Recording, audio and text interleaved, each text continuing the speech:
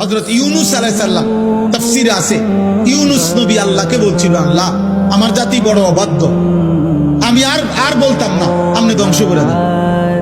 তখন তাফসীর আছে ইউনূস আলাইহিস সালামকে আল্লাহ বলছিলেন, ওই যে এখানে একটা লোক মাটি দিয়া মাটির পাত্র বানাইছে অনেকগুলো, তুমি একটু তার কাছে যাও তো।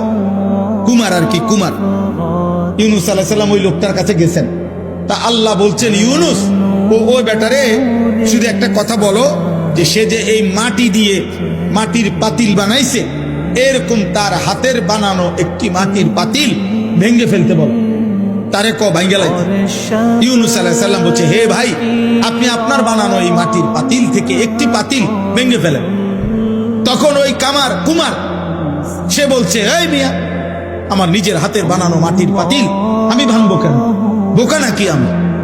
কেন ভাঙবো? এত যত্ন করে আমি বানাইছি।